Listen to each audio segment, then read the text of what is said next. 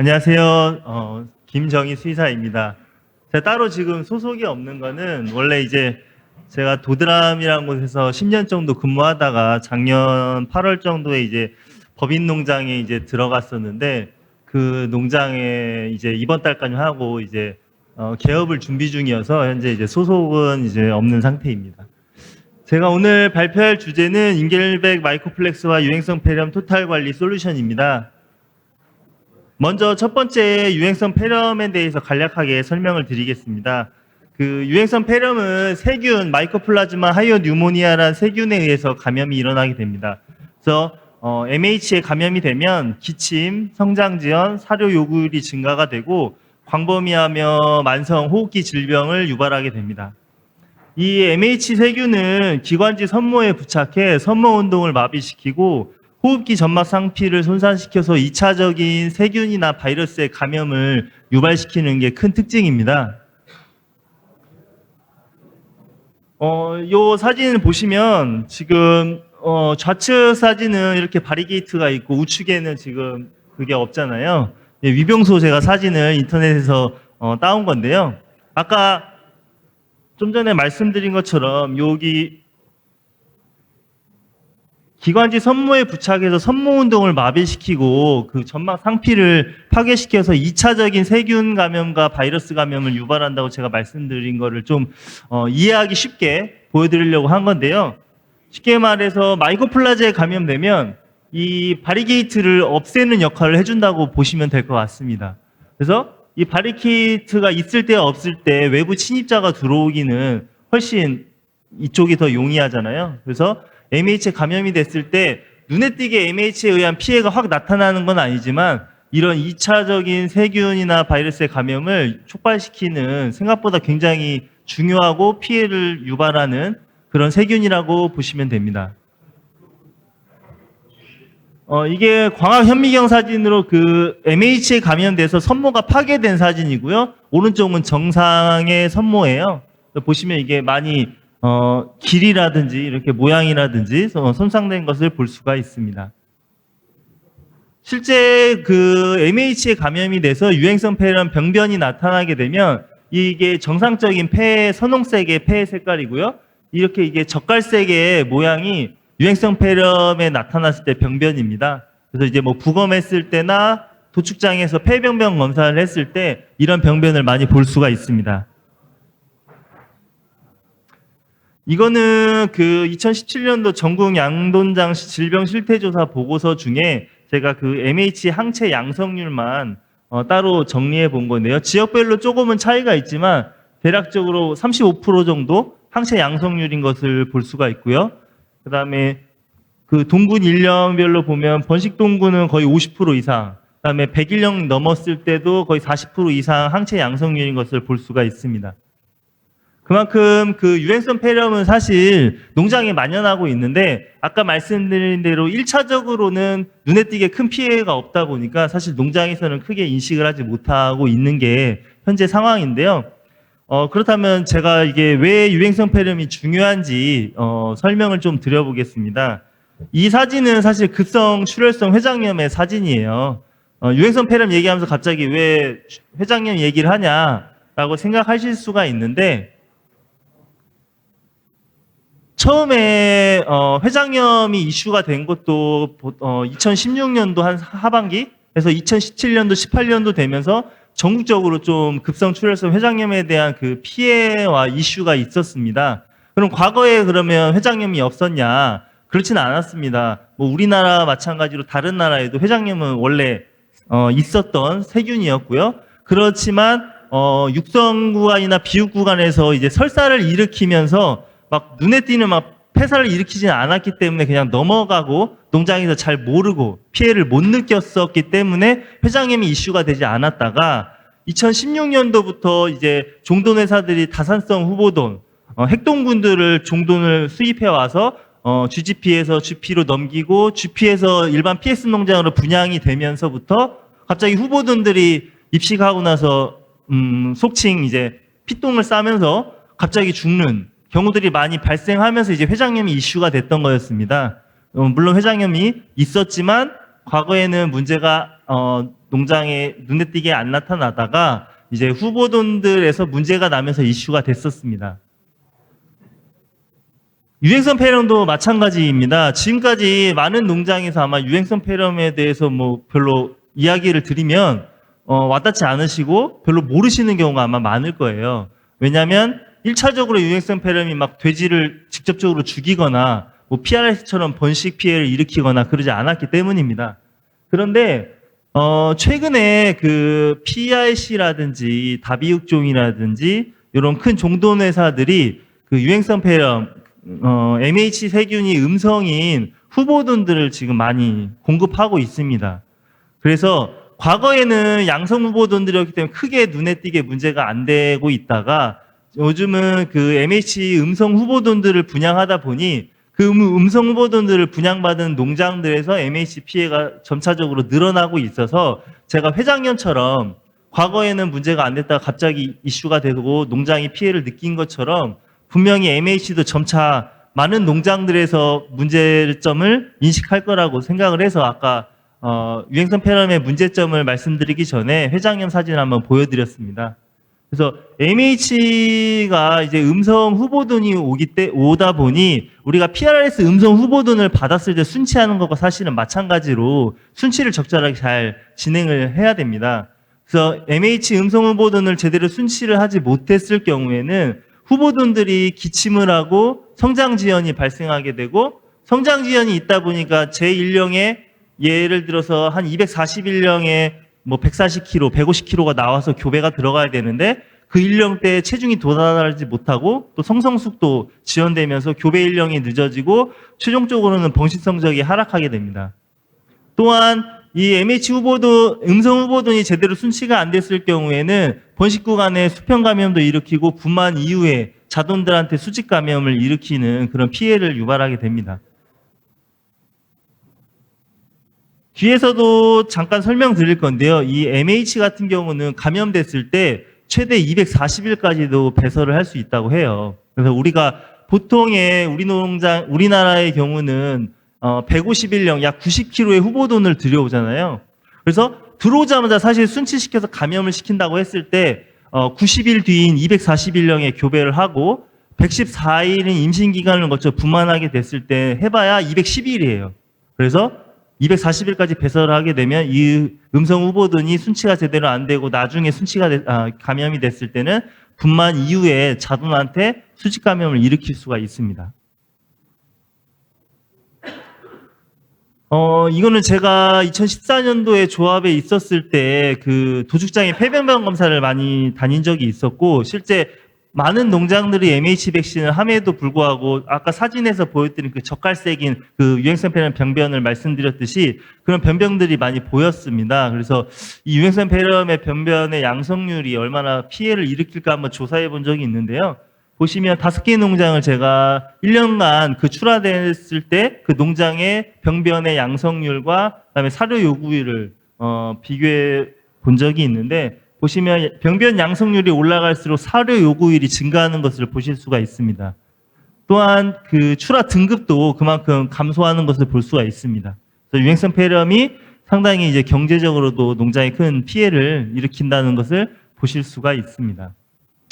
또 MH 유행성 폐렴이 중요한 이유가 그 PRRS랑도 관련이 있습니다. 그래서 이 논문의 그 결과를 한번 보시면 PRRS와 이 MH가 동시에 감염된 농장에서 백신의 우선순위는 PRRS가 아니라 MH라고 이야기를 하고 있습니다.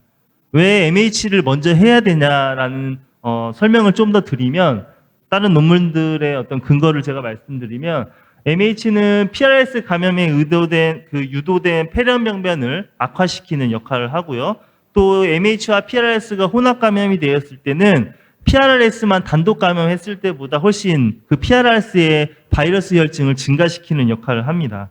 또한 그 MH와 PRRS가 동시 감염됐을 때 MH를 백신하는 것만으로도 일당 증체량을 향상시킬 수 있다라고 이야기들을 하고 있습니다. 그래서 MH가 별거 아닌 것 같지만 여러 가지 피해를 일으키고 또 PRRS랑 같이 있을 경우에는 훨씬 더 큰 피해를 유발하는 것을 보실 수가 있습니다.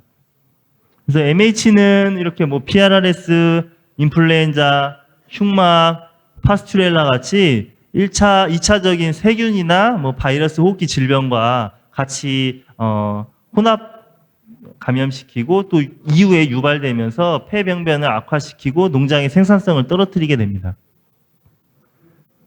그 MH는 그 항원 검출이 굉장히 까다롭습니다. 우리가 보통 많은 농장들에서 PRS 검사를 하게 되면 가장 손쉽게 할 수 있는 방법이 혈액, 체열을 내서 혈액을 통해서 바이러스를 확인하고 또 항체 검사를 통해서 바이러스의 감염 유무나 항체가를 확인하게 되는데 이 MH 같은 경우는 체열을 통해서 항원 검출을 할 수가 없습니다.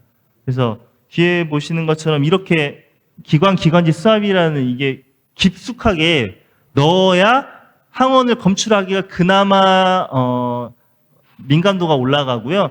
좀 더 쉬운 방법은 비강수압이라 코를 이렇게 면봉 깊숙이 넣어서 수압해서 이제 PCR 항원 검사를 맡기면 검출이 되기도 하지만 사실 양성률 자체가 이렇게 높게 검출이 되지 않아서 MH 같은 경우는 PRS랑 다르게 직접적으로 항원을 검출해내기가 좀 쉽지가 않습니다. 또 하나는 보통의 뭐 PRS랑 다시 비교를 해드리면 PRS는 감염이 되고 나면 한 2주 정도 지나면 우리가 혈액 검사를 해서 엘라이자라는 그 항체 검사 키트를 검사하게 되면 이렇게 항체가 올라가면서 양성이 된 것을 확인해서 간접적으로 PRS에 감염이 됐었구나라고 우리가 알 수 있지만 MH는 감염이 설사 된다고 해도 그 항체가 양성으로 전환되는데 상당히 시간이 오래 걸립니다. 그래서 뭐 몇 가지 논문의 결과를 보시면 이렇게 8에서 14주령의 항원이 양성이 확인이 됐음에도 불구하고 거의 10주가 지나야 항체가 양성 전환되는 것을 볼 수가 있고요. 또 이 논문들에서 보면 최소 감염이 그 3에서 5주가 지나야 항체가 양성 전환이 되지만 11주 정도 2달 이상이 지나야 많은 양성을 보인다. 그만큼 그 항원 검사도 사실 어렵지만 항체 검사로도 우리가 MH 양성을 찾아내기가 상당히 오랫동안 시간이 지나야 검출되는 것을 볼 수가 있어서 MH는 실험적으로 검사하기가 조금 PRS에 비해서 많이 까다롭습니다.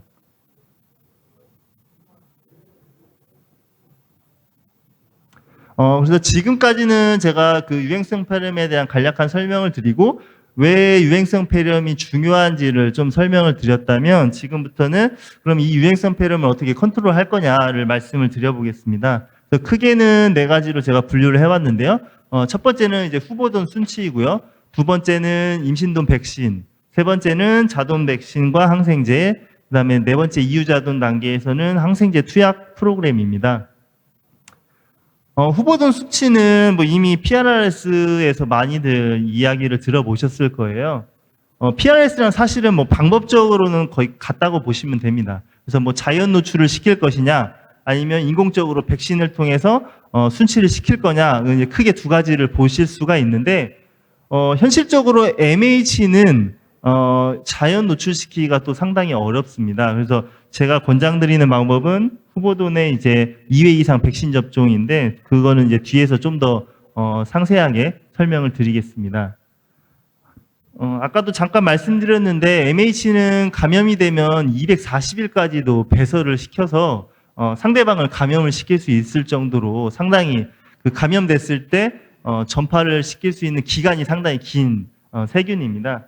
그래서 보통 우리나라의 경우는 150일령에 약 90kg의 후보돈을 들어와서 이게 감염이 되면 분만하고 나서까지도 배설을 할 수가 있어요. 그래서 사실 현실적으로는 미국처럼 뭐 30kg대 71령의 후보돈을 가지고 와서 빨리 감염을 시키고 240일이 한참 지나고 나서 나중에 교배를 하고 분만을 하면 이 MH에 대한 그 수직 감염에 대한 우려가 상당히 없는데 우리나라는 현실적으로 90kg의 후보돈들을 분양하다 보니 이 순치 기간 자체가 길게 가져갈 수가 없어서 MH에 대해서 그 자연 노출시켜서 감염하기가 상당히 어렵습니다. 그리고 또 하나는 이 MH를 감염시키려면 음성인 4마리를 감염시키기 위해서는 양성인 6마리를 또 접촉을 시켜야 돼요. 그래서 또 생각보다 음성돼지를 감염시켜서 면역을 획득하기 위한 순치 과정을 거치려면 양성돼지가 상당히 많이 필요해서 이것도 또 재료를 찾기가 또 쉽지가 않습니다. 그래서 이런 문제들로 인해서 자연 노출을 해서 순치를 하기에는 사실 조금 어렵습니다. MH의 경우는. 그래서 제가 이제 백신을 통한 접종 방법을 이제 권장을 드리고요. 백신 접종은 또 한 번이 아닌 두 번의 접종을 권장을 드립니다. 이 실험 자료를 보시면 4회 접종, 백신을 후보들한테 4회 접종, 2회 접종, 미접종한 그룹을 이렇게 세 그룹으로 나뉘었는데요. 결과적으로 보면 2회 접종 이상 했던 그룹에서는 그 세균, MH 배설기관과 바이러스, MH 배설량이 감소한 것을 볼 수가 있고요. 또 하나는 또 다른 논문인데요. 역시 후보군을 대상으로 했을 때 4회 접종, 2회 접종, 미백신을 했을 때, 그 백신한 그룹들, 백신을 4번 하거나 2번 한 그룹들은 항체 양성률은 100% 되고 항원 양성률이 0%가 되는 것을 볼 수가 있습니다. 그래서 여러 논문들에서를 종합해 봤을 때도 MH의 그 백신 접종을 2번 이상을 권장을 하고 있습니다. 다음은 이제 임신동 백신입니다. 임신동 백신은 아까 말씀드린 것처럼 그 배설 기간이 240일 상당히 길기 때문에 후보든 나름 순치를 잘해야 되지만 결국에 분만하기 전에 임신동 기간에 분만 전까지 어떻게든 배설을 끝내야 이게 자돈한테 수직 감염이 일으키지 않고 그것을 조금이라도 농장에서 예방하기 위해서는 임신동에 백신하는 것이 도움이 됩니다. 그래서 이 논문의 결과를 중에 하나를 보시면 양성 모돈에서 태어난 자돈은 음성 모돈에서 태어난 자돈보다 양성률이 1.9배, 거의 2배 가까이 높다는 것을 볼 수가 있습니다. 또 다른 논문을 보시면 이 논문은 백신을 임신 전 6주 전, 3주 전 이렇게 2번 모돈에 백신을 접종했고 백신하지 않은 그룹에서 태어난 자돈들을 한번 비교해 봤는데요. 그 MH 양성률을 이후 시점에 자돈들의 이후 시점에 이제 비교해 보니 미백신 그룹은 7% 정도 나왔지만 백신을 이렇게 6주 전, 3주 전 2번 했던 그룹에서 태어난 자돈들은 양성률이 0.8%로 상당히 낮은 것을 볼 수가 있습니다. 그래서 우리가 임신동에도 백신하는 MH에 문제가 있는 농장이라고 하면 임신 전에 백신하는 것도 추천 방법입니다. 다음은 이제 자돈의 백신입니다. 제가 2014년도 2월 3일부터 이제 도드람에 근무를 해서 거의 10년을 근무했었는데 그때 매주 금요일에 도축장을 가서 검사를 진행을 했습니다. 폐병변 검사를 진행하고 거의 주에 한 번 가면 제가 500두 이상을 검사해서 그냥 산술적으로 계산하면 한 달에 2,000두, 1년이면 제가 24,000두고 10년 했다고 하면 24만 두를 검사했다고도 볼 수가 있는데요. 제가 도축장에 폐병변 검사를 오랫동안 하면서 느꼈던 게 MH 백신을 많은 농장들이 이미 하고 있음에도 불구하고 유행성 폐병변이 많이 나타나고 있어서 이 MH 백신이 별로 효과가 없는 건가? 라는 의문을 가졌던 적이 있었습니다. 그래서 제가 2번 정도 MH 백신 실험을 진행했던 결과를 한번 공유드리고자 하는데요. 이 농장은 원래 MH 백신을 하지 않았던 농장이고요. PRS 양성 농장이었습니다. 모던 180도의 3주 관리 농장이었고 제가 한 그룹을 A 백신과 B 백신, 그다음에 미 백신 이렇게 세 그룹으로 나누어서 출하 때까지 뭐 폐사율, 일당 증체량, 출하 일령 이런 거를 분석한 자료가 분석을 해봤었습니다. 이 농장은 아까 말씀드린 대로 PRS 양성 농장이다 보니 이제 8주령의 항원이 양성이 확인이 됐었고 이제 그 이후에 이제 항체가 양성 전환된 것을 확인했었고요. MH의 경우는 사실 아까도 잠깐 말씀드렸지만 항원에 노출되고 감염이 됐다고 해도 항체 양성 기간이 상당히 길기 때문에 항체 검사로는 이제 감염 시점을 좀 알기는 어렵고 참고적으로 보시면 되고요. 폐사율입니다. 그 출하 때까지 폐사율이 미백신 그룹은 그 백신 그룹보다 이제 3.8%가 낮게 나타났고요. 그 다음에 113kg 기준에서 출하 일령을 보시면 A 백신이 약 181령, B 백신이 181일령으로 백신하지 않은 그룹이 거의 7일에서 8일 정도 출하 일령이 더 당겨지는 것을 볼 수가 있었습니다.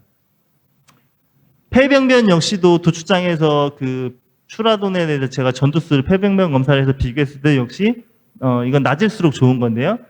백신 그룹들은 폐병변 비율이 상당히 낮은데 그 미백신 그룹은 폐병변에서 그 높은 폐병변 지수가 나타나는 것을 볼 수가 있었습니다.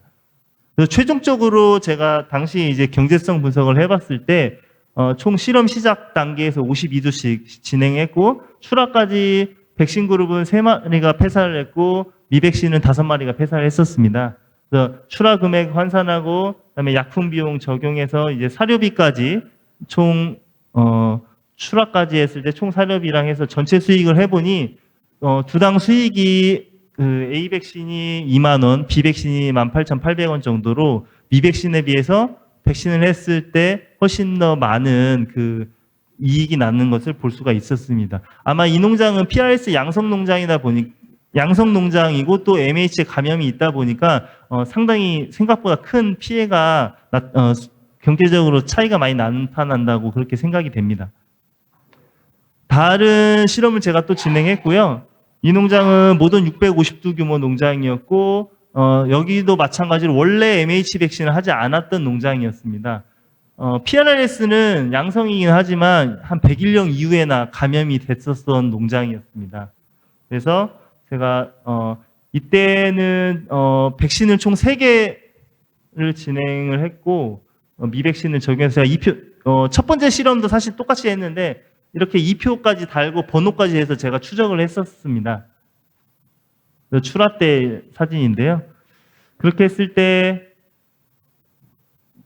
결과만 말씀드리면 이 출하 일령 단축은 미백신 그룹에 비해서 백신 그룹은 다 단축이 됐는데 가장 A 백신이 출하 일령이 많이 단축이 됐었고요.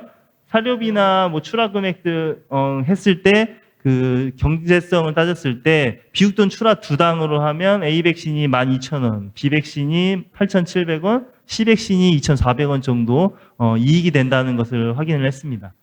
사실 19년도에 사료비가 상당히 저렴했어요.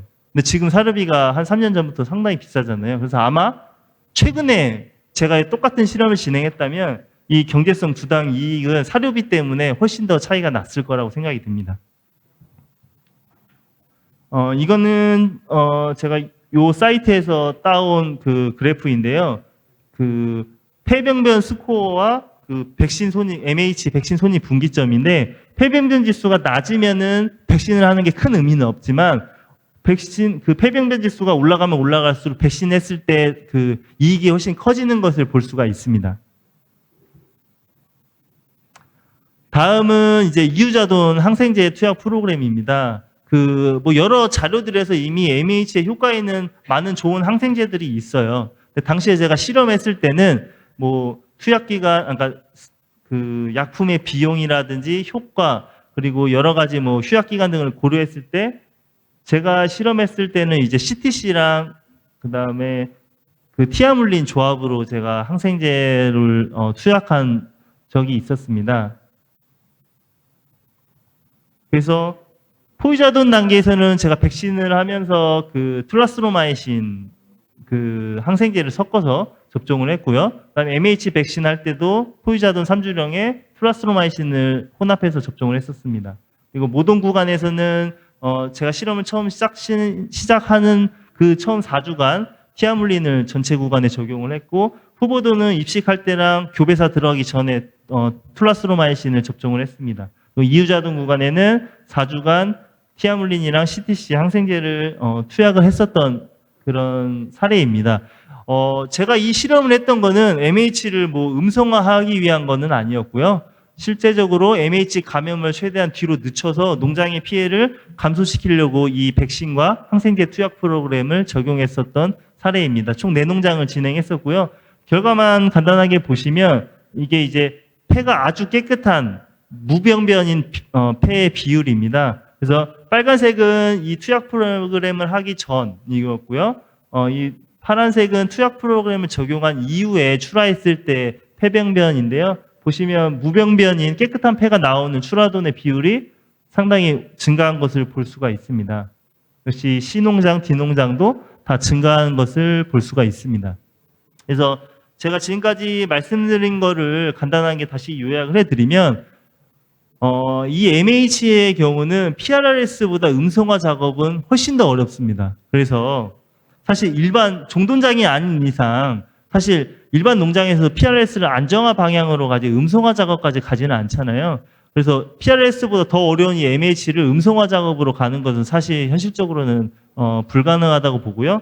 그래서 일반 농장에서 할 수 있는 방법은 후보돈과 모돈 구간에 적절한 백신 접종으로 순치를 잘 하고 그다음에 포이자돈의 백신과 그다음에 항생제 컨트롤을 통해서 그 유행성 폐렴의 원인체인 MH 세균을 최대한 늦게 감염시키는 게 사실은 현실적인 방법이라고 생각을 합니다.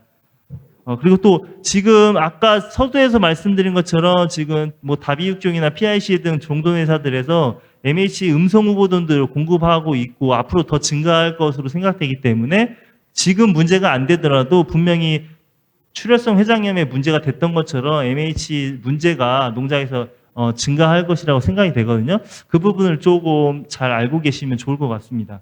그래서 따라서 일반 농장에서 유행성 폐렴 컨트롤은 MH 백신 접종과 적절한 유해 항생제라고 이렇게 보시면 될 것 같고요. 최근에 제가 도드람 10년 동안 근무하고 법인 농장에 갔을 때도 MH 음성 후보돈을 받아서 본 적이 있는데 이게 순치가 잘 안 됐을 때 이 후보돈들이 한 3주 정도 기침이 멈추질 않아요. 이게 후보돈들 순치가 제대로 안 된 몇 마리가 아무리 강한 항생제를 뭐 한 번이 아니라 3번, 4번 접종해도 이게 안 되더라고요. 그래서 저도 사실 그 전까지 MH 문제를 그 학술적으로만 경험하고 공부했지 이렇게 실제 현장에서 맞닥뜨린 거는 이번이 처음이었는데 상당히 이게 MH가 이게 그러니까 쉽게 볼 질병이 아니더라고요. 그래서 많은 농장들이 조금 이 유행성 폐렴에 대해서 좀 관심을 가지고 주의를 가지셨으면 좋겠습니다. 제 발표는 이상으로 마치겠습니다.